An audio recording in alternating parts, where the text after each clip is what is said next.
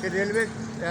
जो Lahore quarter headquarter ना ये उन्होंने प्लेटा लाइया पता नहीं 22 करोड़ है कि 2 करोड़ है 4 करोड़ की फारी की जाए रस्ता बंद को किया तो लोहा क्यों ना लाया स्टेशन नवा बन जाता स्टेशन नवा बन जाता स्टेशन बनाया 150 फुट वो भी 2 नंबर काम बनया उस जो बंदा सारे डिगता उतो पानी लोग करता छत्ता छुट्टा सिलेंडर पा के पता 4 करोड़ के 2 करोड़ वह भी है जिला